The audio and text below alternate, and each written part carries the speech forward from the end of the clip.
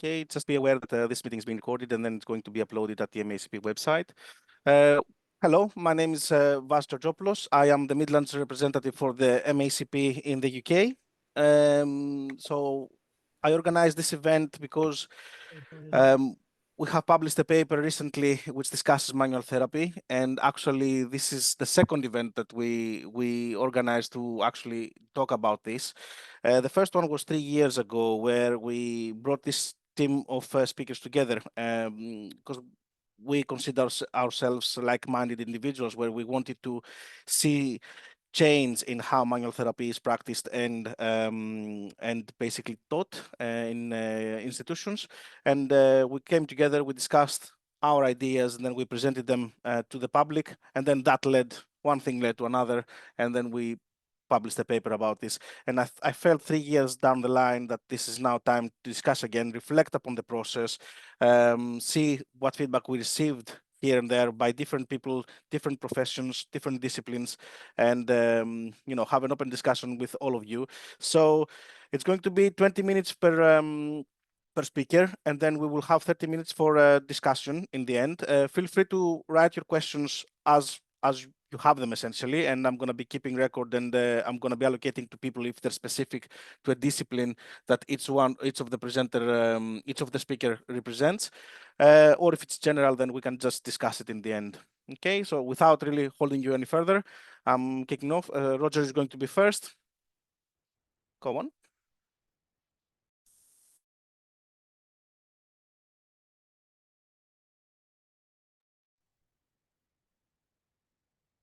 Okay, I think you should be able to see this screen. Is that okay?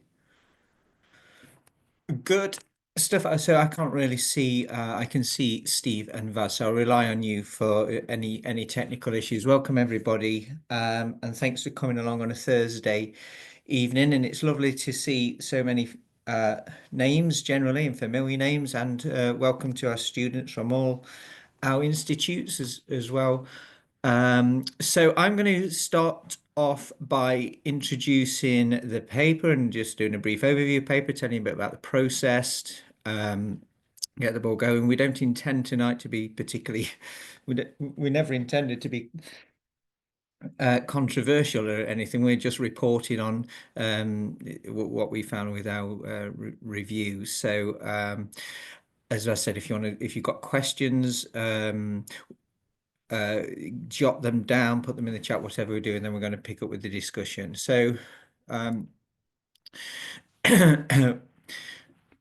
so this is a statement from the paper. We propose that the future teaching and practice of manual therapy and physiotherapy, osteopathy, chiropractors, and all associated hands-on professions working within the healthcare field should be based on this new framework. And basically all we're saying there is we've reviewed the evidence as best as we think was possible through a particular methodology, and we came out with a framework which we think is a sensible way to move forward in our practice. And these are just our representatives from the different professions. And of course, so all these people were on the paper, plus others, of course. And this is a general thing. It's a transdisciplinary thing, and we can bring in the sports therapists, sports rehabilitators into all this. Anybody who's involved in the laying on of hands should be sort of tuning in with this. So as I said, the paper was recently published, and we went through a particular methodology which involved reviewing the literature, consultations, quasi-Delphi stages, public presentations, and a sort of iterative process to get to where we are over a period of years. So the argument is quite simple. We suggest as one premise that data from clinical trials support the effectiveness and cost effectiveness of manual therapy. So this seems to be something about, and again, we can, if you want to save it to the discussion, I know there's a big argument about quality of methods and trials and such like, and We hopefully have factored all that in as much as possible, but the higher level summary of all this is there seems to be something effective about manual therapy if it's added to part of a multifactorial package of care for people with musculoskeletal dysfunctions. Not so much on its own as a single intervention, but if it's part of a multifactorial package. So there seems to be something about manual therapy that can help some people with musculoskeletal disorders. The second premise is that what we term the traditional systems of manual therapy, this is held up by particular principles that define how we think of manual therapy in that traditional sense. And those things are, we've called them the clinician-centered assessment, technique specificity, and pathoanatomical reasoning. And our suggestion is that traditional view of manual therapy is built on those principles. That's how we think of manual therapy. But those historical principles are not supported by current evidence. And that leaves us with a conclusion that given the effectiveness of manual therapy, it should be a supported evidence-based intervention, but the way we think about it and the way we teach it and the way we communicate with our patients should change based on what we know and what we don't know about it. And so we proposed a new framework which avoids reference to these what we call outdated traditional principles. So we're just going to have a look at some of those principles in a minute and what we mean by them. So if we take each of those premises and think about how we contended and created those. So yeah, the cost effective, the clinical and cost effectiveness. Yeah, there's systematic views of varying quality trials that demonstrate its effectiveness as part of a multifactorial package. It's a relatively safe intervention. The mild to moderate adverse events from manual therapy can usually be mitigated by good practice, and even the most serious ones can do that as well. And the addition of manual therapy to exercise packages have been shown to increase clinical and cost effectiveness. So we've got that's our sort of background rationale for saying we don't need to dismiss manual therapy as a future-facing intervention at this point.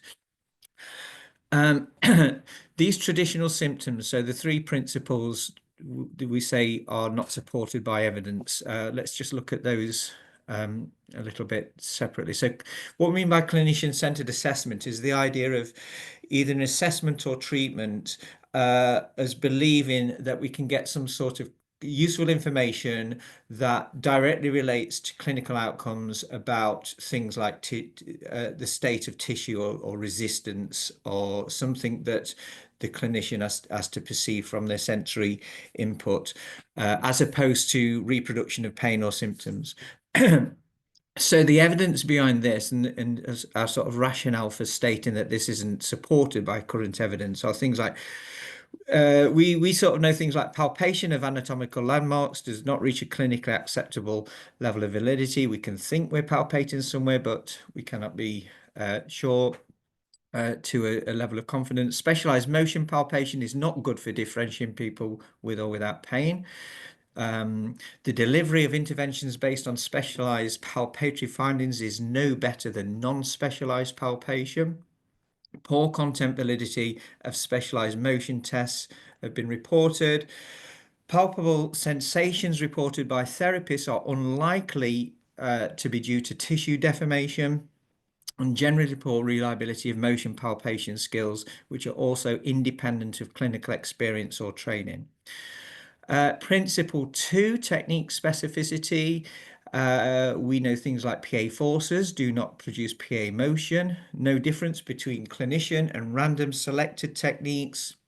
Non-specific motion is typically induced by specific forces.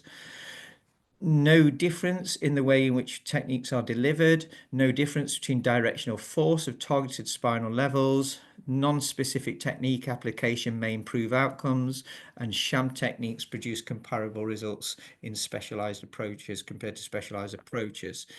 The third principle, pathoanatomical reasoning. So this is about the framework, the assessment for the desire of highly specific delivery of MT interventions is based on some sort of understanding of tissue-based pathoanatomical rationale. Mechanistic theories either lack evidence or have been directly contested. The causal relationship between proposed tissue-based factors such as posture, ergonomic settings, etc., and painful experience has also been disputed. And largely, there's very little that we know about the mechanisms of manual therapy other than its neurophysiological processes, and there could be more to it that we just don't know. So we talk about the black box mechanisms in the paper, whilst highlighting what we do know. There's a lot we don't know, but the stuff we thought we knew doesn't seem to be played out in the evidence. Just a shout out to King Ken, who's led on a recent systematic review of mechanisms of manipulation, which has just been published as well. So if people want to read that, we've basically looked at all literature and found very little in there's some stuff about local changes, but very little indeed, which again ties in with our thinking. So this conclusion about proposing a new framework which avoids reference to outdated principles. So the framework, any framework given this situation, should be based on the best available evidence and theory, whilst considering fundamental and humanistic dimensions of touch-based therapies such as non-specific neuromodulation, communication, sense-making, physical education, and contextual clinical factors. So we wanted, it's one thing saying, you know, this doesn't work, that doesn't work. We thought we knew this and now it's not the case, but to move forward, we need to offer something else as well, and not get carried away with offering something that equally isn't going to be supported by evidence. So we wanted to look at all the valuable dimensions, facets of care and therapy, and see if they can be incorporated into a model of manual therapy, of touch-based therapy. And then the model is very simple. It's straightforward. There's nothing special or sophisticated about it. And the model could apply equally to any in therapeutic intervention process, you know, prescription of education, exercise, whatever. And that's the point. The point is there's something about manual therapy, there's something about touch-based therapy that works given the trials. It's not due to any sort of specific or specialized understanding of manual therapy or pathoanatomical reasoning. It's due to something else, and the therapeutic effect is probably due to the way we deliver it and the context we deliver it in. So to help, so I come at this primarily from an education point of view. So this model helps us teach, and the central triangle there about safety, efficiency, and comfort. You can test this out, and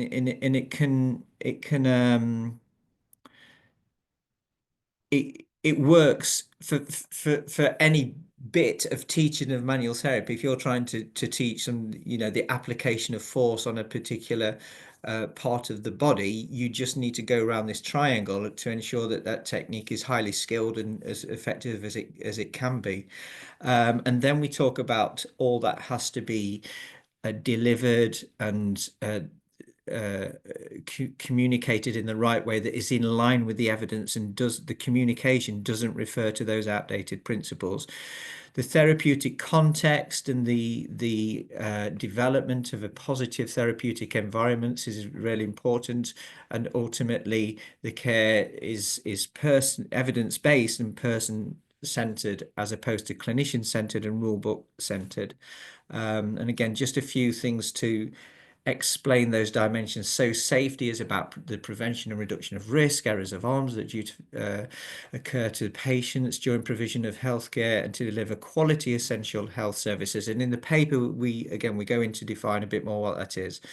There remains a need for good skillful. One of the criticisms of this is, well, you're not talking about skillful procedures. You know, this isn't part of a profession like physiotherapy, osteopathy, chiropractic, etc. The point is, it is skillful. We still develop and maintain skills. This is highly professional, skillful application of touch-based therapies, but it's just not rationalized by what we thought it was.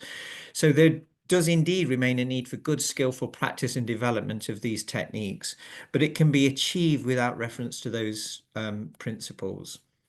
Comfort is about that thing that both the person seeking help and the therapist are physically and emotional content during the assessment of the therapeutic process. So any physical mobilization or touch should be applied with respect to the feedback from the person in the relation to their comfort rather than a predetermined force based on the notion of resistance. This process requires clinical phrenesis, sensitivity, responsivity, dexterity, embodiment. Now, again, another comment about the paper is a good therapist will be doing all this stuff anyway. And again, that's the point. Of course they are, because we think this is the stuff that creates the therapeutic response. All we're doing is pulling it out and highlighting it and say and this is all you need to do. You don't need to do that other stuff. This is exactly the point. A good therapist will be creating these environments and meeting the needs of safety, comfort, efficiency, and everything. We're just highlighting that from the evidence. In terms of efficiency, the therapeutic process should be undertaken in a well-organized, competent manner, aiming to achieve maximum benefit with minimum waste. And again, the idea of manual therapy from the evidence is if it is chosen to use as part of a multifactorial package, its use should be urgent and limited, and as a pathway to move on to self-management as quickly as possible. And then those conceptual things like communication, of course, this is the overriding really important part of the thing. But what we do in the paper is define precisely what we mean by communication, its role in that construction of contextual healing scenarios. And the context, we talk about obvious examples like the avoidance of nocibic visual displays in the clinic to create in the emotional and the psychological context that we need to enhance that therapeutic effectiveness. And then lastly, of course, the person-centeredness of it, and this isn't person-centeredness, N=1 is not the opposite of evidence-based. It's about the application of population level data to that person. But this model and the process of manual therapy is a really good example of how we can really operationalize person-centered care. And we use some traditional definitions of person-centered there from the field of philosophy, but again, there's some nice explanations of that in terms of assessment and treatment. There are two documents that you can download from the journal website, which are two sort of case studies. One is about the teaching of this and one is about the clinical practice of this. So we would recommend that you do use those because we think they bring the model to life in an understandable way. And again, if you do read them, you'll think, well, yeah, this is kind of what I do already. But also you'll see how we manage to navigate with the patient or the student a way of effectively and skillfully applying and learning these techniques without reference to those traditional principles. Just the last bit from me, which is really just something of interest for us all who are involved in the paper. And of course, we acknowledge everybody involved in the paper. And it's been quite a trek over quite a number of years to get to this point. And we've had a fair number of submissions to different journals. And I think that in itself is a really nice, interesting process to reflect on, not to be critical of any particular journal or person or peer reviewer, because they're all doing fantastic jobs, but just to see what sort of themes emerge from a surprisingly and seemingly contentious phenomenon that we seem to have broached upon. And it says something about our professions as well. So just for example, our first submission was to a particular journal. The editor said the reviewers are very experienced and clinicians. It got rejected outright from this journal. From reviewer one, there were themes like, so we did a bit of thematic analysis of the review process. the theme one was that the terminology and conceptual clarity wasn't there, and they said this should just be about manipulative therapy, and that was a reason for it not to be accepted. We didn't really understand what that meant. There was a critique of historical principles. And the reviewer said the argument presented about the historical or traditional principles is probably not correct.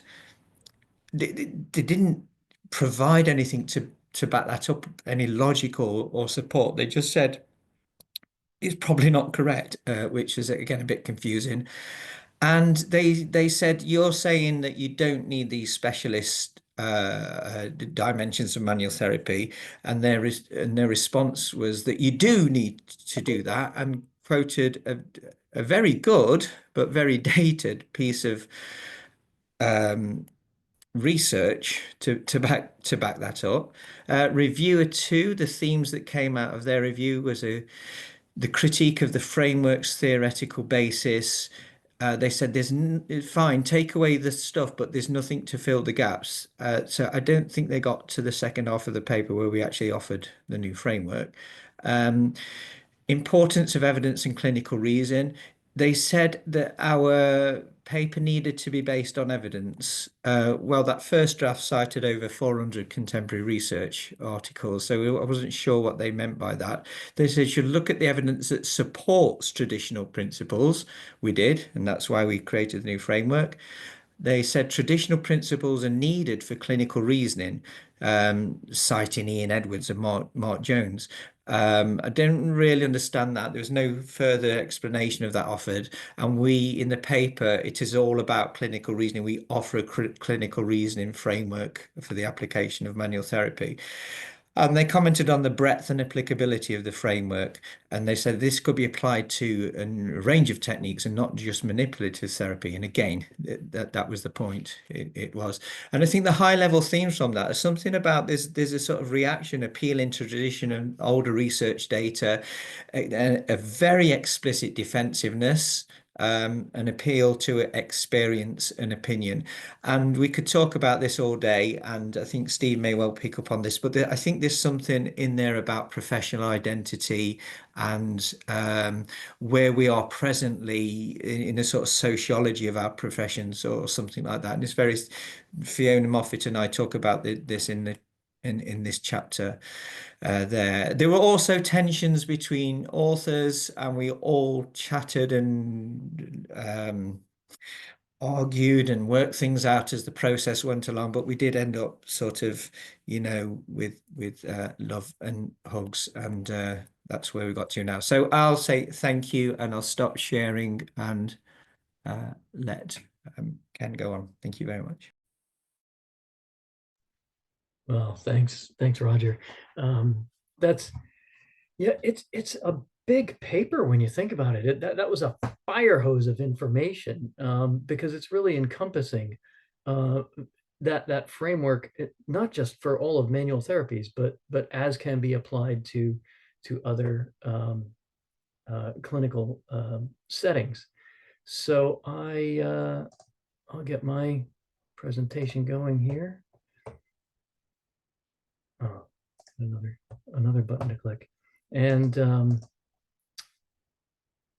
I'll give you the thank you for the thumbs up. Okay, so it's working. Excellent. I just need to move everybody's pictures now so that I can see my speaker notes.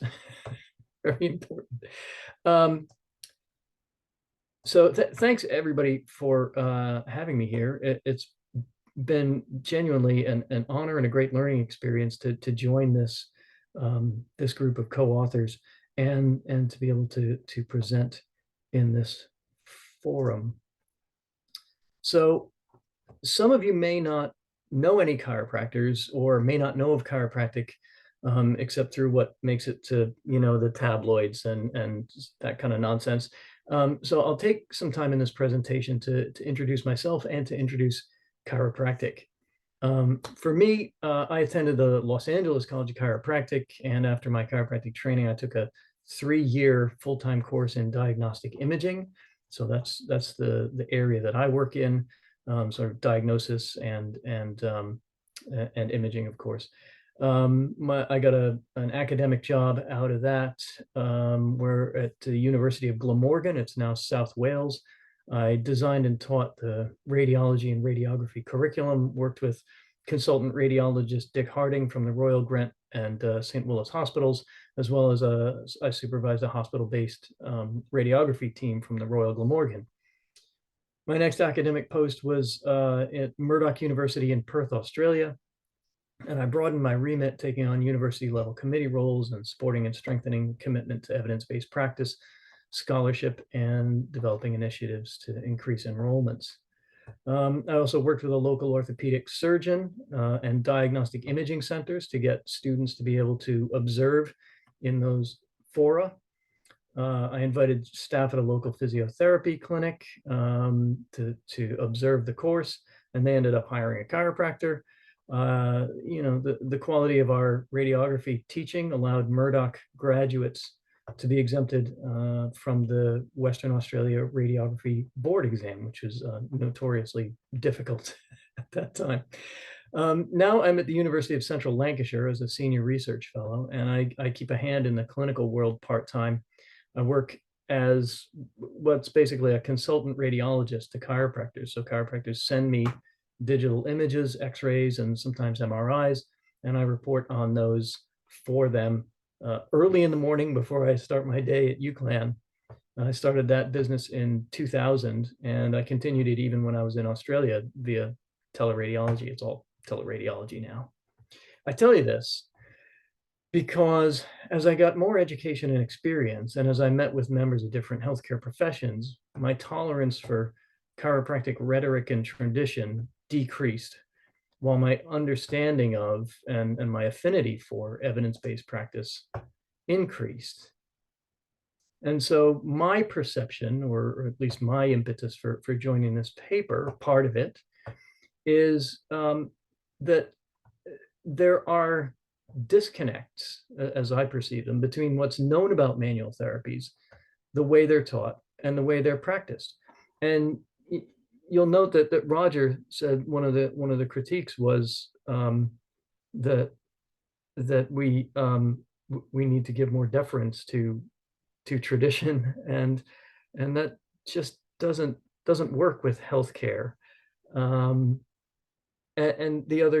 one of the other main critiques that I've heard as well is that, well, we already know this and we already do this, but this brings it all together in one package. And I think it's useful. This idea of the gaps is not unique to manual therapies. New papers on therapeutic interventions are continually being published. Nobody could keep up with them, right? University curricula try to, but inevitably there's some lag in teaching the newest discoveries, and practice often lags even further behind. And from another study I've been doing, what's known is that the more distantly in time you graduated, like the longer ago you graduated, the further away you get from current practice methods. Each of the main four types of manual therapy, physiotherapy, chiropractic, osteopathy, and massage soft tissue therapy, has its own traditions and or standard operating procedures. And for instance, chiropractors and osteopaths, I believe, but Steve will speak to that. Chiropractors tend to have an over-reliance on spinal manipulation. Massage therapists may rely on a particular approach to soft tissue manipulation. And here in the UK, physios tend to be completely hands-off. But the evidence shows that a balanced approach, and Roger went through a lot of that evidence with the citations right there for you to pick up from the paper, that a balanced approach is most useful. Like physical touch has a benefit, exercise, ergonomic changes, self-care has a benefit, and other elements like lifestyle, nutrition, and contextual factors. And we can all influence all of those, and they can be positively employed for clinical benefit. There's an increasing shortage of GPs in relation to demand, and manual therapists could help reduce that burden if we leave behind outdated methods and use an evidence-based approach. And the other element is that alluded to it before, we wanted this paper to start conversations, and it's working. Steve mentioned before we started here that he's just recorded a video for some colleagues in Canada. I recorded a video for some colleagues in Denmark. These dissemination events like this one tonight, this is all evidence that people are reading the paper and maybe getting agitated or maybe getting excited. But whichever way it goes, it's great because it starts the conversation about where we should be in terms of modern manual therapy.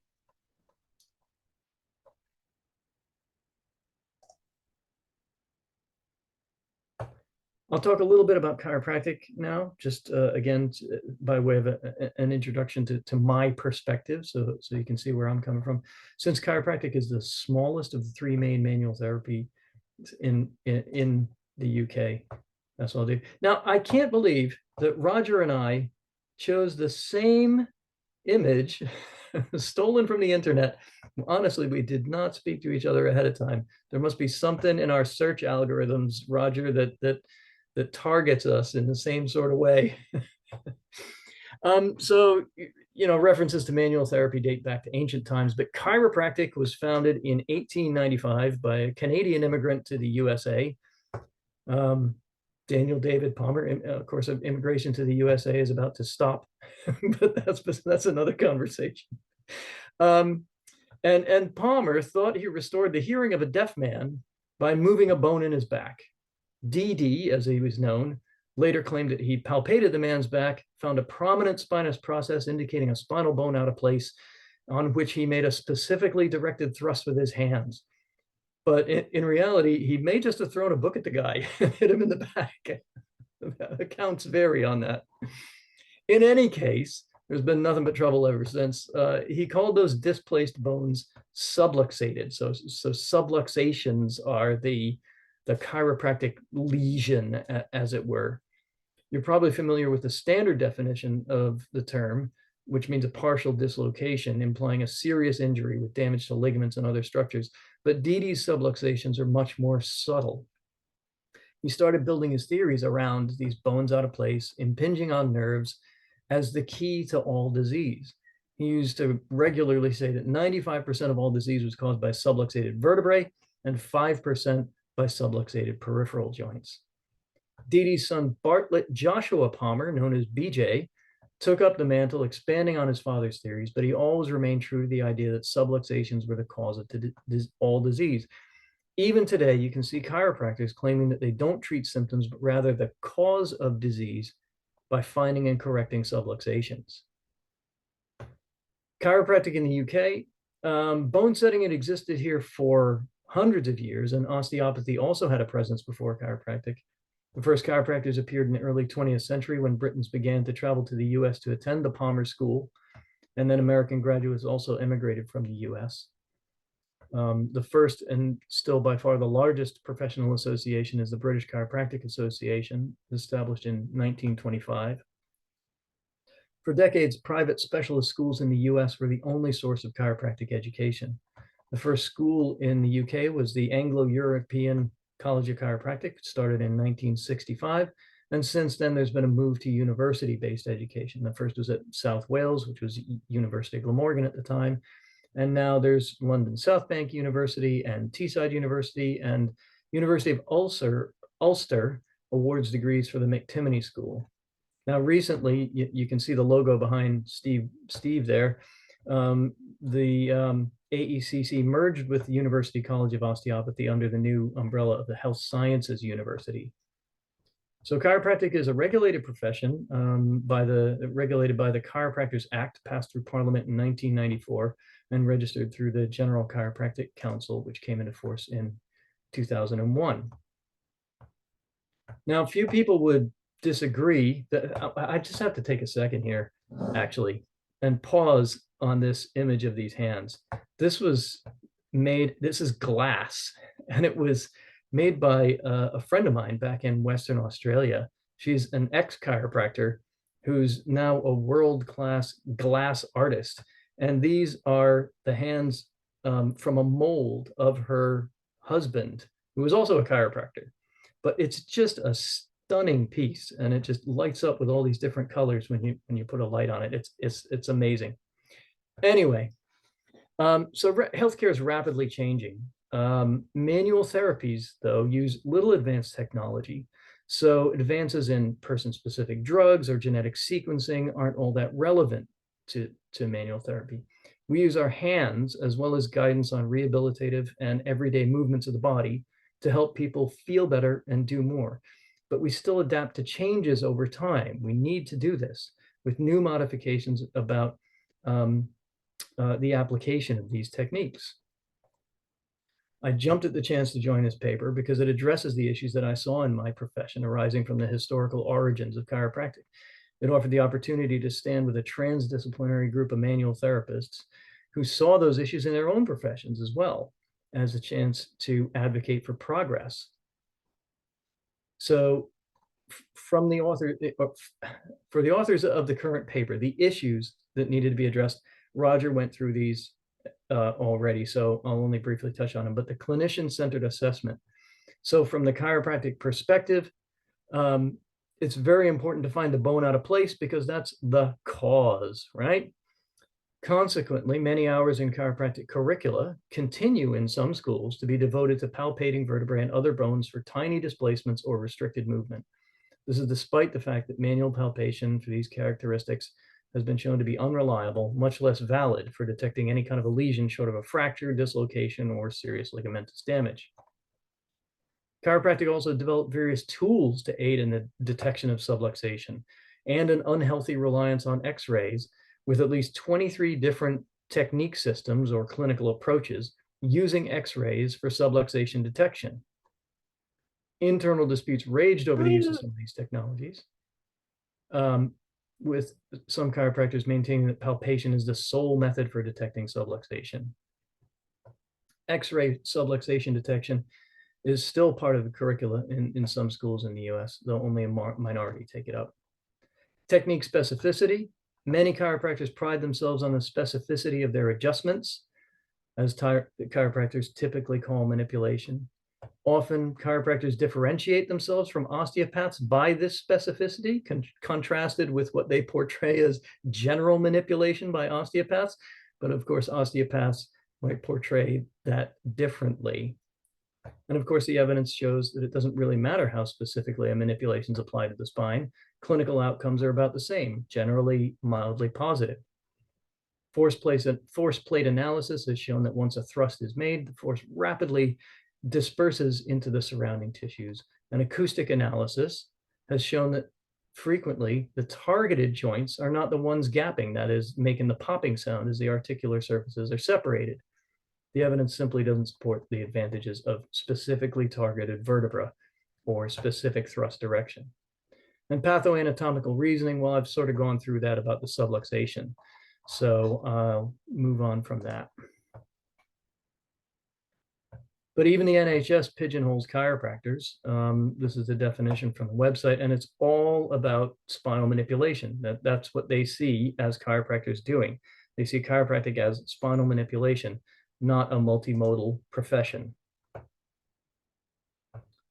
Where does chiropractic stand in the big picture related to healthcare? It does have some strength. Basically, Roger went through these. They're the strengths of manual therapy as applied to human beings. So I'm going to go lightly over that. Cost effectiveness, as Roger mentioned as well. But one thing that's been shown is that chiropractors do tend to be devoted to their patients and liked by their patients. Oh, that's doing something weird. Okay, let me just go back here. And there we go. There are challenges in chiropractic. The research culture there could be considered developing. I think it's moved a little bit beyond aspirational, but not all that far. Clinically, there is an improvement in lifelong learning and reflective evidence-based practice.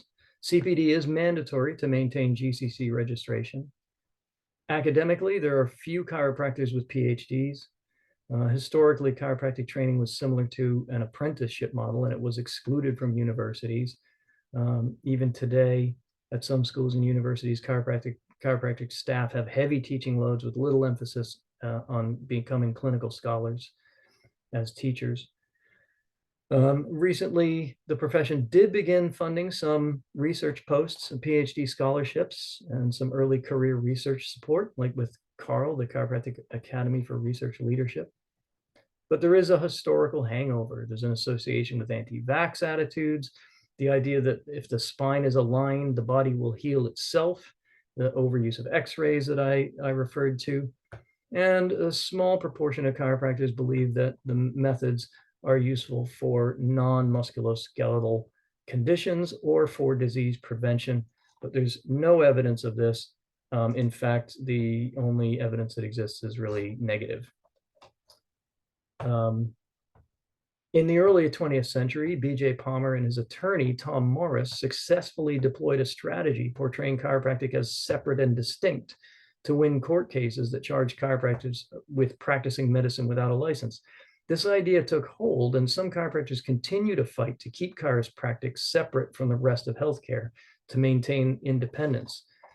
But maintaining traditional concepts has a tangible effect on the penetration of chiropractic into the mainstream by creating skepticism externally. There is some progress. Chiropractors in Denmark are reimbursed by their National Health Service, and a percentage of that money goes to a research fund. In Switzerland, chiropractic students do clinical training in hospitals. In the UK, a few chiropractors work with the NHS, but generally these are dependent on individual relationships, and it hasn't been established in a systematic, sustainable way. And in the US, some chiropractors work in military facilities. So what's my vision for chiropractic? To be a unified, useful, respected, person-centered, evidence-based, musculoskeletal focused profession integrated into the larger healthcare and education systems around the world. How do we operationalize that? Well, for every decision, we need to ask ourselves, how does this help patients? And this is a key element that we emphasize in this paper. As healthcare providers, we agree to put the public interest ahead of our own. Chiropractors, in my opinion, too often see patients in the whole healthcare landscape through a chiropractic lens. They want to advance the profession. A few see it through a lens of personal benefit. But in chiropractic, the key questions we need to ask ourselves are, how does chiropractic being separate and distinct help patients? It might be better to be part of an integrated healthcare team in which all practitioners trust and support each other, in which patients know what kind of experience they'll have related to diagnosis and treatment. How does over-reliance on a single intervention, spinal manipulation, help patients? Many chiropractors use multiple types of intervention in a course of care, but almost always manipulations among them. So the question is, how can all patients be candidates for manipulation? Is manipulation genuinely indicated for this particular patient? We have to emphasize the therapeutic alliance between patient and practitioner, and communication, and the context of chiropractic within the healthcare team. These are all the elements that are in the paper, right? We need to make chiropractic graduates aware of and then ready for various job roles in teaching and research and government and private healthcare policy development. And for this, we need more PhDs. One challenge of the main manual therapy professions have in common is that students on undergraduate courses generally focus on becoming clinical practitioners. The courses rightly focus on helping them become competent, but some space should be given to the other possibilities of what careers are available for those with a clinically oriented degree. So what's my takeaway? Everything in moderation. Same thing that Roger said, because we were on this same paper together. Here are some references. That's way too many to read or look at right now. If you want to get a list from me, I'm happy to send it on. You can contact me via any of these methods, and happy to have a conversation or send on some literature. So thanks again for having me here. It's really good to be here tonight. And I'm going to stop sharing. There we go.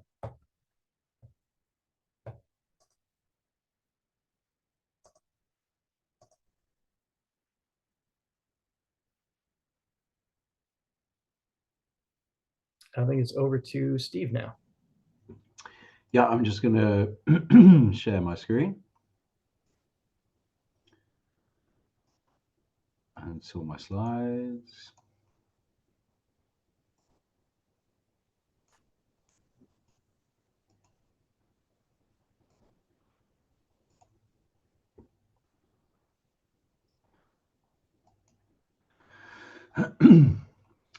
Okay, you can see my slides all right? Give me a thumbs up, Ken. Yeah, okay, great. Okay, just a few disclosures. I'm employed at the Health Sciences University, which has got, I think it's the only institution now which has got chiro, physio and osteopathy under one roof. Interesting times, but great opportunity. I'm an osteopath myself. I've received funding for research, and I've worked in the NHS and in private practice, and I'm editor of essentially an osteopathic journal, although it's a bit broader than just osteopathy, and I'm an evidence-based practice advocate.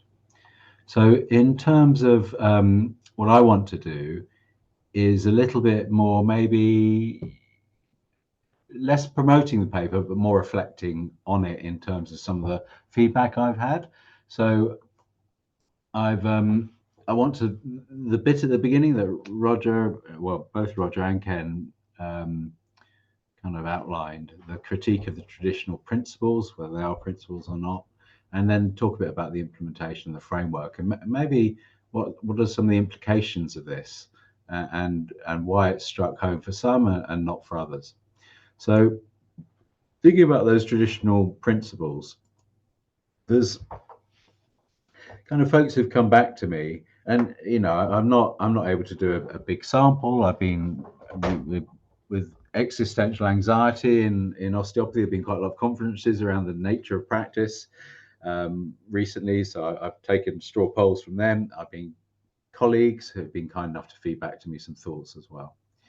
But the folks who kind of say, well, you can, you know, criticize the traditional principles, but let's face it, you know, research can't capture the nuance of what we do, so it's unreliable, and it underemphasizes the utility of some of these assessment techniques that manual therapists use. As well as that, there's the kickback. You know, I was thinking about that recently about the lived experience and skills. Of course, it's a fallacy, but it's reasonable to think that if you use certain assessment procedures on your patient group in an non-compared way, in a sequential sort of before and after, which is most of our experience of treatment, most patients sort of get better and they're jolly satisfied with care. It's only the randomized controlled trials that are problematic in terms of offering commentary about the effect size of an intervention compared with another one. And so the tendency, of course, is that what your experience of care and your application of models of practice and assessment reinforce that those models of practice and assessment are true and reliable and valid and accurate because the outcomes reinforce it. But of course, that's a fallacy. Theory and outcomes don't necessarily have to be related together. And then quite a few folks have kind of used the have to start somewhere argument. And also saying that many of the people coming into our disciplines, manual therapy disciplines, have had experience of care which use these models and have marveled at the skill involved and the inaccessibility of, I mean, that's part of the criticism about these assessments being practitioner focused, is the inaccessibility in some ways for patients to understand and feel them, and they have to make sense of them some way. So in some ways they can be inaccessible to patients, but they have to start somewhere argument, as well as the students like the nuance of these things and the high level of skills, which we might talk about a bit more. And also, I've had some thoughtful comments back about, you know, with diagnostic skills, not a position that I agree with, but I think it is a arguable one. The diagnostic skills, in terms of the role of the patient's expertise, their narrative, and valuing that, with examination skills, with technical skills around examination, the seat of the power, so to speak, is with the clinician. They're the ones with expert knowledge. They're the ones who are in a position to decide if it's an appropriate test or not. And so there's been some kickback about kind of assessment and not being clinician focused rather than patient focused. So I've had some comments on that. In addition to that, I've had lots of people say, look, you know, it's all good, valid criticisms, we're on the page with this, you know, that's the way we're going, and it's great. Then I've had some all good but kind of comments, and the all good but comments are, it works, but you've got to remember there is a particularist setting, contextual setting, so we can't always deliver this because we just don't have the capability in our educational teams, the pedagogical skills to be flexible. You know, remember Roger and his team at Nottingham pioneered this. They're on a problem-based type curriculum, and the demands of teaching like this and the challenges of having the staff to teach it are beyond some colleagues.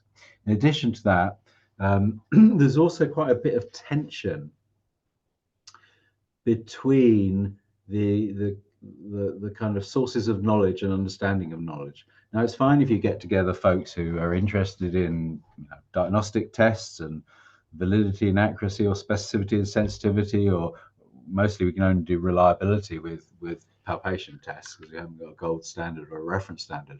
But if you're into that stuff, you read the papers and it's accessible. And I think for me, the evidence for really a long time have been compelling around some of the claims about palpation not being tenable. But if you don't have the skills to digest the evidence and apply the evidence, and you're not really in the zone, you're much more pragmatic, or your approach to using knowledge in your curriculum is more kind of practical wisdom or naive realism, or just straight pragmatic, bit of science, but mostly pragmatic, handed down traditional views. And if your team around you haven't got those critical appraisal skills and research consumption and understanding skills, that's a bit of a challenge. And then the next comment has been around the underpinning assumptions about manual therapy, and it all being, you know, all in a name. The challenges around what manual therapy is. You know, is it, and quite a few position papers have talked a bit about this now. Is manual therapy a discipline? Is it a collection of disciplines? Is it a collection of professions? Are some in that bag professions and some not professions? Is manual therapy an intervention? And I think that all gets a bit confused. And we need to kind of disaggregate interventions from professions and disciplines. And the final bit is concern about conflation of palpation, which ties up with the nature of manual therapy in the individual disciplines. Conflation of palpation with effective of manual therapy and it being passive care. So again, the manual therapy elements, the kind of things that manual therapists do, and chiropractors do, physios do, massage therapists do, psychologists do, are complex interventions using lots of different elements to intervene with patients to enhance well-being and wellness. Whereas the argument gets down to, well, palpation is, and doing things with your hands in manual therapy is passive care, and that's all it is. And that gets confusing for people, I think.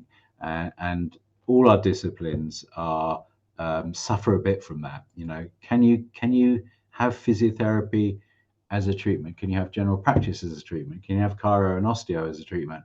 Or do osteopaths and physiotherapists, etc., deliver different types of interventions as part of a broader package of care?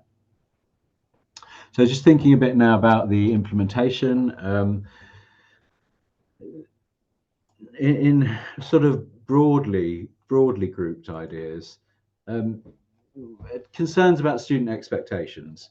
And this links up with the skills and inclination and disposition of the educators to deliver it, the challenge of change, you know, long established curricula, the challenge of uncertainty, people not being very comfortable with epistemic humility and change, and then the framework itself.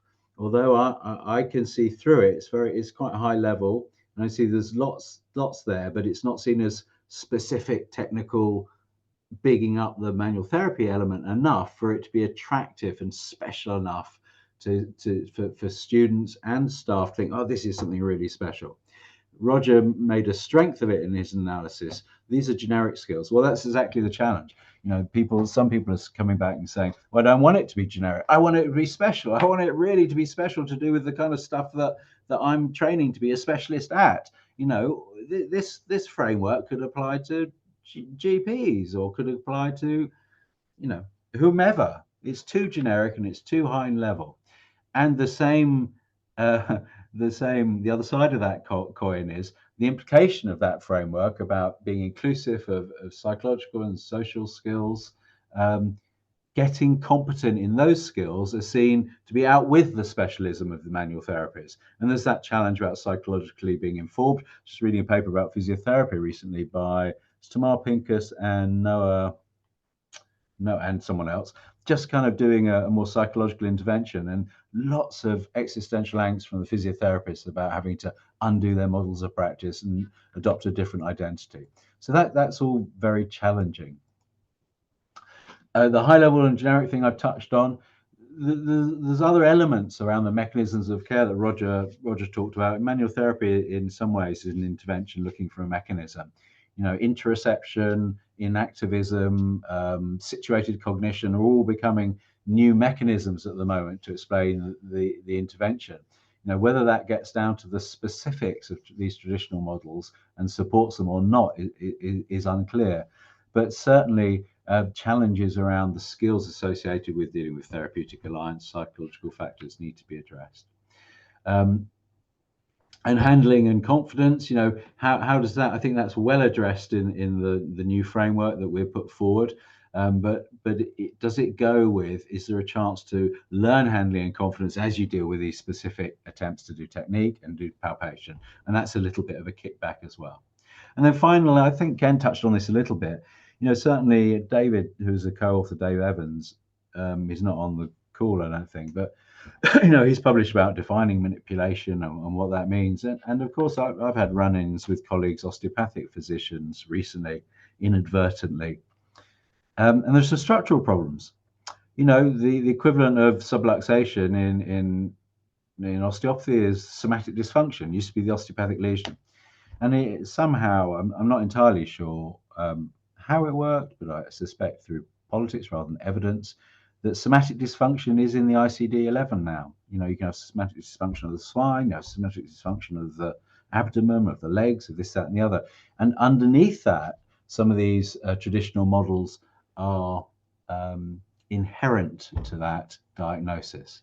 And that's a structural obstacle to change. Same goes in some colleagues in Europe, but their regulation involves not being able to diagnose, but their target health promotion and promoting health rather than diagnosis and treatment. But the turn of their legislation is that in order to promote health, they're going to treat somatic dysfunction. So that's a structural barrier to kind of change in some ways. So Hakeem is on the line. He'll be no doubt embarrassed me naming him, but you know, one of the people I went to is feedback. Hakeem's done some great educational research recently and published some really impressive work. And he gave me some great feedback, some of which I've included here. So I thought I'd give him a shout out about further development. You know, I think Roger, talking about phrenesis and practical wisdom, Roger and his team at Nottingham have developed and implemented this through practice. I think for others, maybe we need some guidance and testing to develop this in curricula and curricular integration. We think about assessment strategies. You know, what does this mean for assessment strategies? Safety, comfort, and efficiency. How do we structure teaching to enable that transition to more open-ended, integrated clinical reasoning, which is implied by the model? And you know, should rather than us doing this kind of chat, you know, should we be modeling and talking about individual teaching sessions? There's that extra bit in with the paper, the downloadable supplemental material. You know, would it be useful if we did those kinds of things?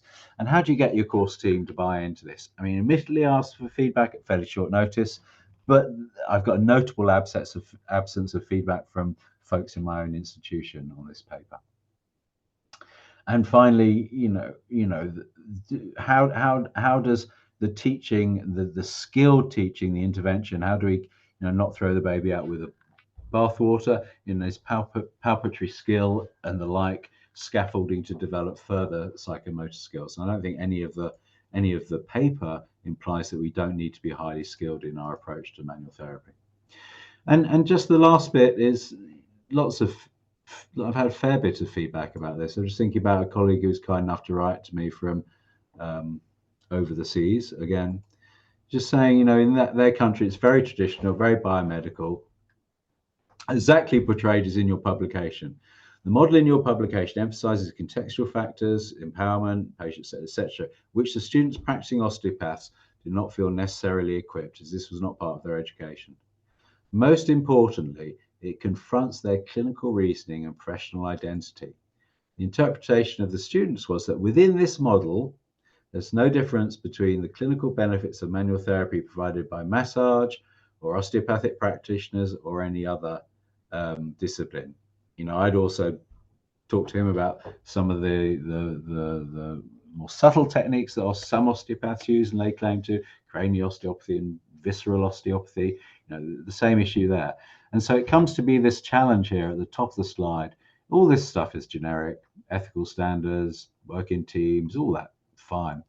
Profession is a specialized field that requires advanced knowledge and skills.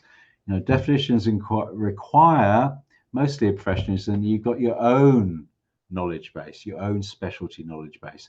So I think this paper, amongst several others that colleagues have published recently, does challenge us in terms of our sense of who we are as individual disciplines or professions. Are we coming together? What's our distinctiveness in terms of our approach? And some of these thoughts are uncomfortable for some colleagues. Yeah, I think I'll stop there.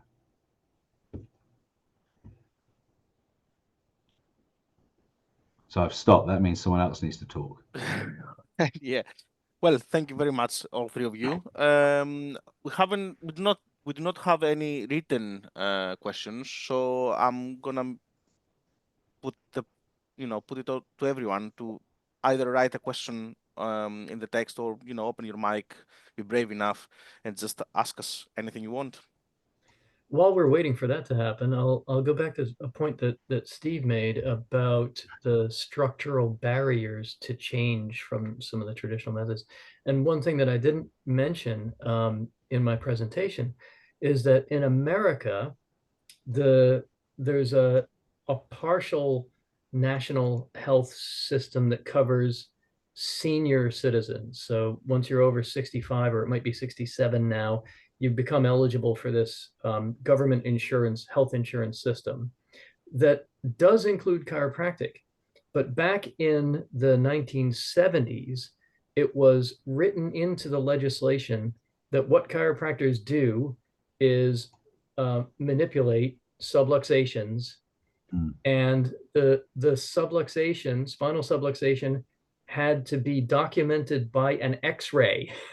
It was in the legislation until the 1990s, when they removed the X-ray requirement, because obviously it went against all evidence and radiation safety. But still in the legislation is that what chiropractors do is they remove subluxations, and that's all that they're allowed to bill for in Medicare in America. So it's a real challenge there. You have to change the code of US national legislation. Right. Sorry, we have a question for Roger. Roger, Kate is asking whether you can signpost the teaching case studies again, and can these be accessed? I'm just putting the link to them in the chat. So hopefully, Kate, that should go to it's the supplementary material on the journal website of the article. So hopefully that link will go straight there. All right. So there is a general question from Elizabeth, who is saying that I've missed the first part, but I am right to think that we have moved on from Bialowski's views on neurophysiological effects. My background is physiotherapy, and I'm teaching manual therapy to undergraduates. So I'm interested to know if there is something different when it comes to effects. No, the mechanisms bit that we talk about is very much based on Joe Biloski's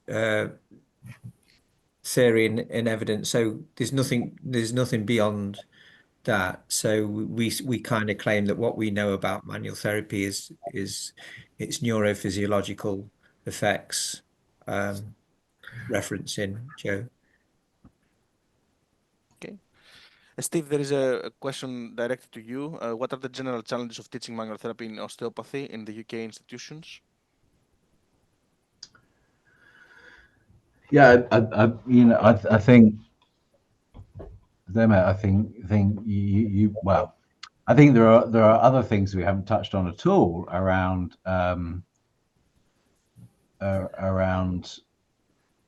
equity and equality and how people feel when they're getting undressed and sharing and treating it. There's a whole load of stuff around kind of consent and being disrobed and how we rehearse that, which I think the framework speaks to in terms of rehearsing notions around safety and comfort. And I think there are challenges for that in osteopathy in the UK institutions. I know there's work going on both by the regulator and some groups to enhance that. So those are challenges. I think for me the challenge is something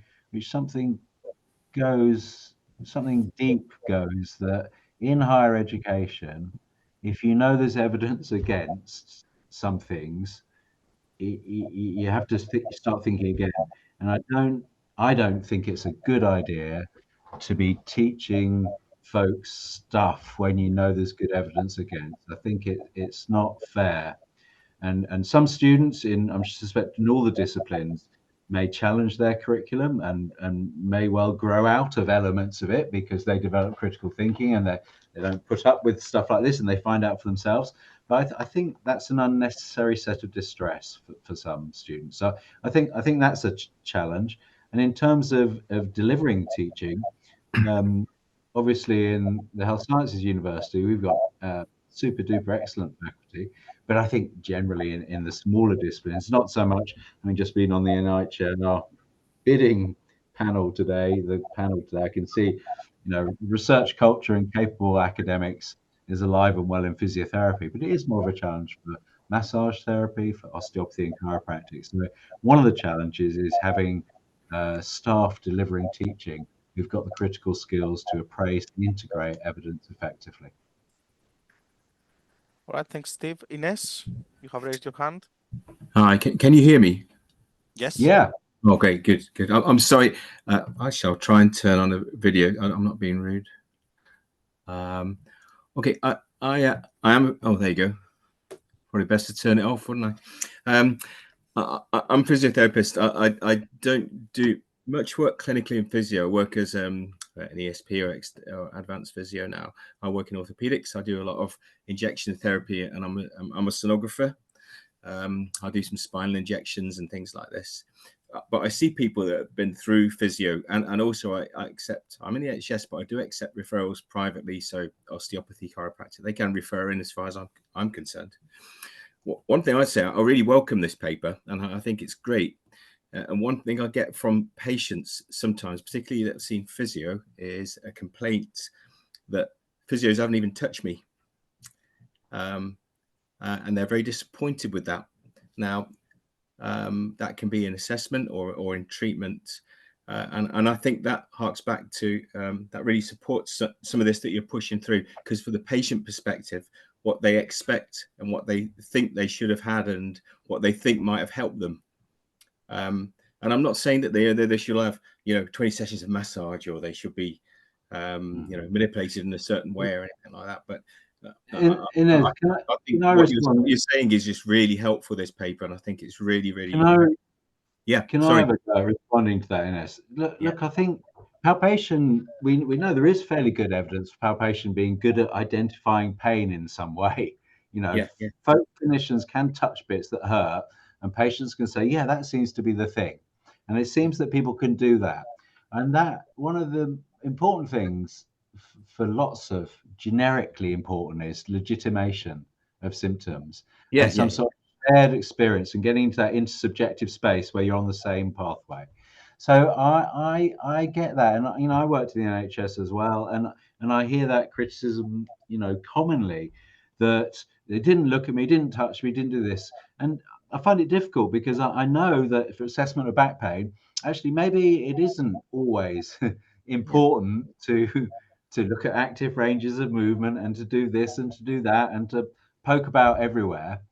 But I also know that legitimation and finding bits that hurt, and maybe even there's some, maybe we can't be specific, but we know for in terms of stiffness and stuff, there is some reliability. We can globally say which bits are stiff, and maybe we can identify areas roughly where things are sore, you know, and then you could target treatment in that area or elsewhere. So I take your point, and I think, and I'm old enough now to have been around the houses so that when it was you shouldn't do any manipulation, and physios weren't kind of allowed to in the 80s or early 80s, except a few, and then they didn't do diagnosis so much, but it's emerged. And then beam came along, and then everyone flipping did manipulation, and then Pilates came along and core stability, then everyone did that for a bit, and then that stopped again because the underpinning evidence wasn't so hot. And so we go around in circles and cycles at the moment. Absolutely, yeah. And I think we react too much, and the kind of 100% non-engaged exercise, poorly delivered exercise is not good. We also know the uptake of exercise is not good. We also know in the few comparative trials there are around, big ones like the beam, you know, exercise is great, but it's tough. Adherence is low. You know, not just adherence, but also when I was working up the road in Brixton in primary care, patients were saying, I'm not going up to that dirty gym. I don't want to lie down on there. I don't know how often it's clean. You know, all of those things are important as well. So I absolutely appreciate your point. And I think we need a balanced and integrated approach, psychological, exercise rehab, enhancing wellness, enhancing capacity and resilience, as well as some manual therapy. Yeah, the balanced approach, definitely, and that's the point I'm getting at, really, and listening to that patient, seeing what they want. Just I'll stop, but just on a quick point, I've got horrific brachialgia at the minute, and I'm swearing often when I move or if I cough. If anybody gave me a list of exercises, they go straight in the bin, because I don't want to do that at the moment. So yeah, it's definitely that balanced approach and listening. And I just really welcome this paper. It's really interesting. It's really nice that you've done it. So thank you. Thank you. Right. So there is a question from Abdul Rahman. So should this be shared as a model of care at NHS to consider adding manual therapy as part of treatment again? So as far as I'm aware, if I can comment something, manual therapy has not been removed. Actually, manual therapy has been endorsed as a multimodal package in the latest NICE guidelines for back pain management. So I think it's the time constraints, possibly, and I don't know, Roger or Steve, do you have any idea why?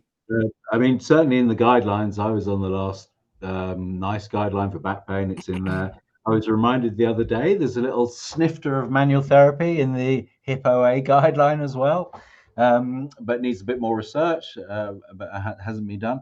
So I don't think it's been removed. But as I say, the reactions to the waves of evidence, the memes of evidence, and some of the voices, you know, it goes more with fashion than to do with kind of thoughtful review of evidence and what's useful or not. So right. Yeah. Sorry. So Joe Oliver says that general comment. We have physiotherapy students coming out on placement now saying they are being told there is no point teaching manual therapy because it doesn't work. As a clinician who firmly believes in its benefits and uses it every single day, I find this really difficult. Rog, maybe you want to take that? Yeah, I mean, we hear that all the time. Just before I do that, I just want to really acknowledge Dave Evans, because I know Steve's mentioned him, but he was a big part of this paper. I don't know if he is on the call or not, but if he is, I saw him on the call. I don't know if oh, he still right. is. Well, it'd be good if he said hello. Because without Dave's inputs, I don't think we would have got to the point we are. Hi, Dave. Yeah. Great to see you. Hair's looking great. Thanks. Oh, it's great, Ian. Thanks for saying hello. So yeah, and if you've got any comments on these questions, but there's no point in teaching manual therapy because it doesn't work. I saw that comment, Joe. Yeah, I mean, I don't know. I don't know where that sort of stuff comes from. I guess I don't know. Is it driven by social media? It's certainly not driven by the evidence. Otherwise, you'd say the same thing about exercise. You say the same about pain neuroscience education. You say the same about anything. So I don't know where that comes from. We can debate that for days on end. But you know, if we hopefully we've summed up the evidence, the trial level evidence from in the paper, and you can't say it doesn't work. It enhances benefits as part of a multimodal package. You know. I think it's just a misconception and probably misinformation that where it comes from. I do not see any valid. Keith, you want to join in? Thank you, Vaz. Thanks to the panel for your talks. I have a question, I guess, probably more for Roger, because he mentioned it in his talk about the place of manual therapy within a multimodal package of care. And I know guidelines are pretty consistent in recommending manual therapy as an adjunctive therapy rather than core. I just wonder, Roger, I guess, and the panel, what do you think is the unique contribution of manual therapy in terms of its effect size, whether it be pain relief or disability or health-related quality of life? And can it be quantified, this kind of unique contribution of manual therapy as part of a multimodal package of care? Thank you very much. So thanks, Vaz. Thanks, Keith. I'll let somebody else answer that, but just to say hello, Keith. Good to see you there. Thanks for all your work. And now I'm going to let somebody else answer that question. Yeah, I don't know if Keith, it's a really good question. But you know, I think there are the real methodological challenges of doing trials that are sufficiently explanatory to unpick the effect size of manual therapy. You'd have seen there are quite a few reviews now around placebo effects of manual therapy, trying to disaggregate it in the trial data and the literature. I'm sure you'd have seen those. And yeah, in terms of the kind of pragmatic, explanatory, I don't know what it is. Sorry, this is my 11th hour on Zoom today. I don't know what it is. That thing, spectrum, scale, pragmatic, explanatory.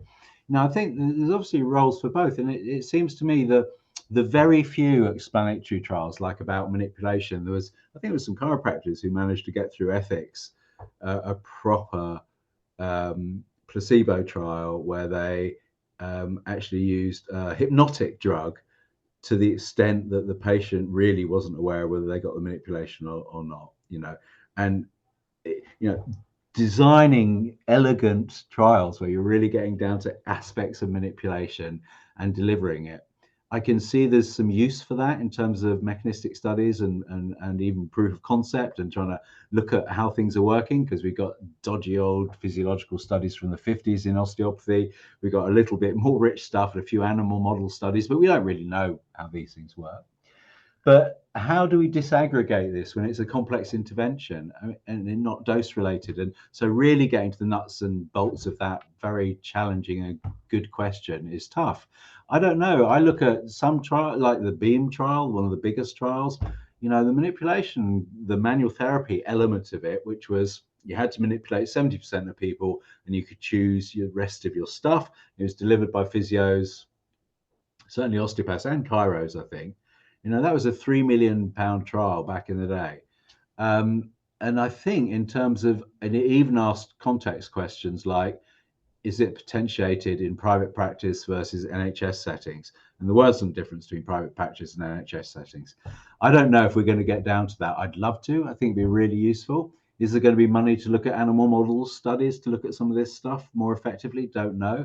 Is there some great work? David Hernscher-Schmidt is doing some really great methodological work on complex interventions and controls, sham controls. I'm sure you might have looked at some of his work. We're doing a pilot feasibility now using manual therapy as part of a package of care in neuropathy, diabetic neuropathy. So I think it'll emerge over time to some extent, but I still conceptually, I can't disentangle the complex intervention that is spending time with someone who puts hands on and does rehab and reassures and talks to people, I find it hard to disaggregate that into the kind of effect sizes of the individual, the hands-on elements. Sorry, that was a bit long-winded. Dave might have an answer. Dave Evans might. Thanks for that, Dave. Steve. You've been hinting for me to talk. It's kind of, I mean, first of all, let's pick up on a few points. One is there is so much evidence, I think, that spinal manipulation, if we're picking on that, works, for example, for back pain, that I think there's almost a moratorium on further trials, excuse me, because we know what they'll say. So, there's so much evidence that it's useful. We just don't know yet in advance which patients it's useful for. In terms of if I can sort of paraphrase your question, Keith, about what's different, was it about manual therapy perhaps, or what's unique?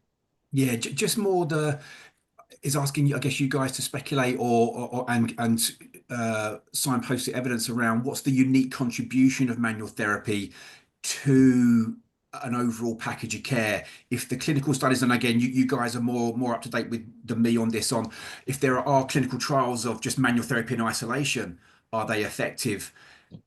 And it's not, I guess, from my point of view, it's not enough to, I want to know more than are they effective. I want to know how effective and for how long in terms of an effect size and follow-up time points. So I teach manual therapy, aspects of manual therapy in my undergrad teaching. So I want to try and give them a clearer signpost as to and clearer context as to how what kind of effects they can expect to see from manual therapy, either in isolation or as part of a multimodal package of care. I mean, the only trial that I'm aware of, again, if we pick on back pain, where there's been more money spent, the only trial that's really had a good head-to-head is probably the trial that Steve mentioned, the UK BEAM trial. And if you tease through the details on that, manual manipulation, if you can call it that, but really it's manual therapy that included manipulation, beat exercise. I mean, there isn't a subtlety to that. It beat exercise, which I kind of remind people of this when they, particularly on Twitter, when it used to come up about how, manual therapy wasn't effective. Actually, the only head-to-head with any real power actually was clear on that. Yes, of course, there was another group in the trial that combined them, but it was no real improvement upon what manipulation gave on the primary outcome measures. The trial that I would prefer to see, and there's only been smaller trials on this, would be where you actually see sort of more immediate effects and follow these up over time, because you've got to also remember that most of these trials are measuring outcome 6 months, 12 months down the road. And I know Steve and I have had conversations on this, that it's almost ridiculous to think that you could treat someone today and in 12 months there's still any sort of benefit whatsoever. If you compare that to headaches, when you take a paracetamol, those trials are measured sort of hours or possibly a day or two later, nothing more than that. But we set these trials up almost to see no effect, and yet somehow we still see some effect. But my suspicion with manual therapy, to sort of return to your point, Keith, is we probably see a fairly immediate effect, which I think is quite nice. And I think obviously that would wane over time. And that's possibly explains some of the discordance that you see between some clinicians when they say, no, they had a really good effect, and some of the trials that show much more modest effect. I think, again, the timeline has quite a difference on that. And I'll stop there. And I think the follow-ups are like arbitrary decisions. I mean, there is no actual reason why it's 3 months in some studies and 6 months in some other studies. It's like decisions that were made like decades ago, and they will stick to them without reason sometimes. But Daniel has actually asked a question which is kind of similar some time ago, actually. Has there been pushback, so to speak, from colleagues who may provide evidence in support for applying specific manual therapy techniques? If so, is it possible to have an open debate around counter evidence, for example, to refute any cherry picking data? From my experience, I don't know, and you can back me up, Roger and Ken and Steve, is that most people just cite their own experience. I don't think there is evidence to for cherry picking or as we discussed just now, specific effects. And then he adds another point in respect to my own training is that manual therapy was perhaps practiced more so than how to prescribe and develop skills in exercise rehabilitation. Is this something to consider when redesigning course material? Rod, Steve? No, I think for people in our zone, the kind of core skills are promoting exercise and activity, behavior change, psychologically informed practice, and manual therapy. And those are kind of pillars of activity that we should be skilled at this in a disciplinary sense. In terms of cherry picking, yeah, I don't know. Only having had the basket of cherries. When I've looked in the past about this, I haven't found much evidence for the specific side of things. But I know the evidence is quite thin in a way. And I had a very trusted colleague from Australia who was saying, just think about this a bit, Steve. He was giving me the counterpoint, which was saying something like, well, look, we know our technique can't be specific, but if we are in our clinical reasoning, we're trying to incriminate, and this is, clinicians always think they can incriminate a level, but the research, when we try and classify people or stratify people by level or specific diagnosis of, say, back pain, we can't. But anyway, he was saying that in theory, if we can incriminate with tenderness or with symptoms and this, that, and the other, what's the harm of trying to be specific? If we think the mechanisms are neurophysiological, or Dave's published some interesting stuff about manipulation, gapping joints, maybe freeing up vestigial entrapments. If that's a mechanism, we don't know. Why not try and be specific? Is there any harm in that? The empirical evidence suggests we can't really be specific, but should we still have a go at it? Is there any harm in that? So there's a counter view that a colleague from Australia gave to me when I had a long chat with him about this topic. All right, moving along. So another person who has actually left the call has said that my own concern is that educators may be losing the skills to teach comfortable and effective manual techniques, and our new graduates disengage with manual therapy if it isn't taught well.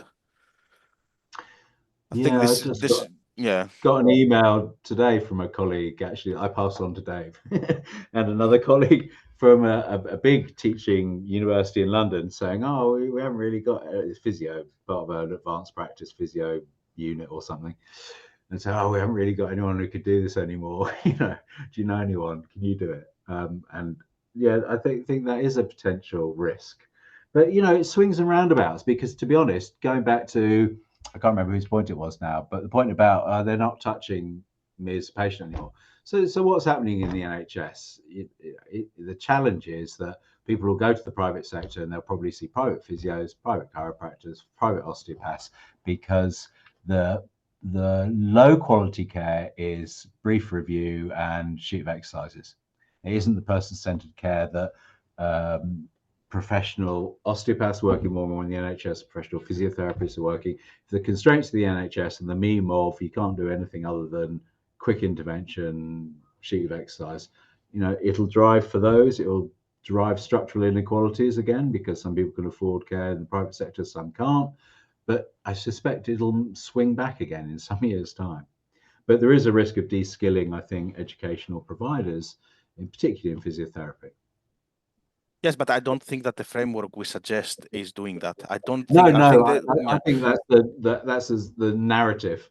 That's a kind of a global narrative that's going on a bit at the moment. I think there has been an association between the willingness to reduce some part that they do not work or they do not do what we want to think, and that is somehow perceived as skill. But actually, we never suggested manual therapy or like removing the things that, kind of de-skilling people. This is not the actual skill of manual therapy. The skill of manual therapy is like a combination of different skills and different modalities that you apply manually on someone. And it doesn't have to do with how specific your palpation is or anything. I think this is something that perhaps we can reflect on in the future. Maybe the message is not very clear. I don't know.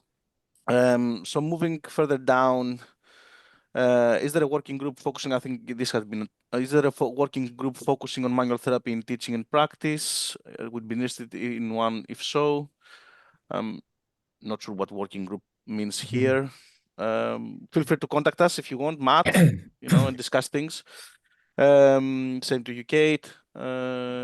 So somebody said that person-centered communication requires attention to what we communicate and how we communicate across the entire clinical interaction, including interview, examination, and management planning. from my experience, we say that we are good communicators, but how can we improve the communication for those of us who are not good in communication?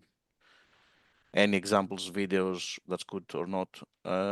Yeah, this has been answered by Roger. So It's fine. communication skills have traditionally been kind of imbibed. And I think, you know, lots of our curricula need to enhance this.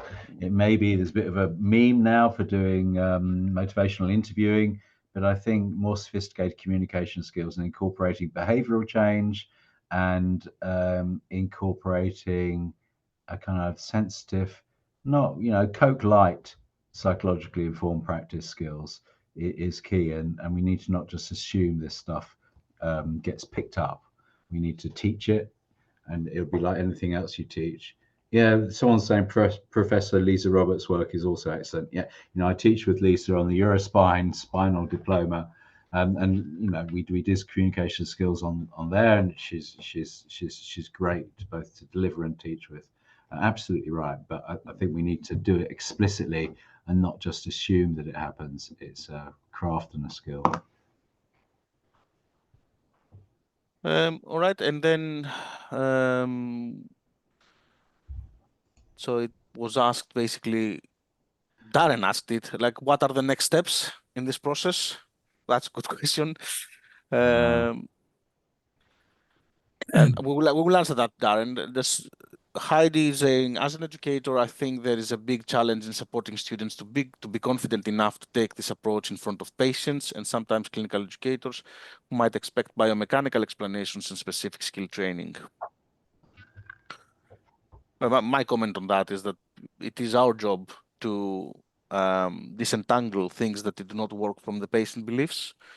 It is our job to, you know, suggest that something that they think has been working, or their expectation, and moderate their expectations essentially based on evidence and what is the best available treatment. People come with expectations all the time, so it is our job to just change it for the better. Okay. Want to answer Darren's questions about future steps? I think Matt's idea of some sort, I mean, this would be a great thing, some sort of cross-disciplinary working group, because they're saying the same sort of questions are coming both from a teaching and a clinical practice point of view. I don't know how realistic that sort of thing is. Maybe that's something that we should look towards. Yeah, I mean, all of Hakim's suggestions that I put on my slide and laid claim to about guidance or thinking a bit more pragmatically or explaining it more about assessment strategies, structuring teaching, modeling teaching sessions, you know, that would be useful stuff to do. It's just whether folks have got time to spend doing that, or maybe we need to, you know, see if we can get some funding from somewhere to develop some of these ideas more. Carl is asking everyone, is there any scope to explore the curriculum in different universities in the UK to see how different universities approach teaching manual therapy and including the manual therapy in the curriculum, and to explore and the potential facilitator or barrier for them to decide how much teaching of manual therapy in the curriculum? I did threaten Roger when we had some knowledge exchange money in our university, but never did it. I threatened to put together chiros, physios, and osteo, you know, educators together, and to look at a core curriculum and core units, and look at, you know, what is the core stuff and where's the distinctiveness and what would that look like. It would have been really good, but people were interested, but I didn't follow through. But I think it's a lovely idea to do something like that. But again, remember that that's a challenge, isn't it, for the context and the disciplines. You know, we're drifting into generic. We're just into generic education, core values, and going that way, which maybe we have to as we imbibe existing evidence. The challenge comes from the folks in associations, the folks on the corner of the street who need a USP and a claim to be distinct. So the physiotherapist could say, well, I'm not the chiropractor, I'm this, I do this differently. The osteopath could say, I do this differently. The chirist, I do this differently. Now, those are some of the challenges around professional identity and distinctiveness that have to be thought about carefully, I suppose. All right, I'm being conscious of time. We have been already 10 minutes of above and beyond. I think if that's okay with everyone, we can wrap it here. Any questions, feel free to contact any of us or generally, and we will answer them. More than happy. So again, thank everyone really who was involved. Thank everyone who attended here. It was really nice to see familiar faces and all the other people who joined from everywhere, really. It would be nice to know where exactly you joined from, but that's fine. We can do that the next time. Thank you very much again, Darren, for facilitating all that, Emma for staying and making this happen, and the three speakers for bringing their expertise and their passion in this. From me, and thank you and have a good night. Thank you, Vas. Thanks.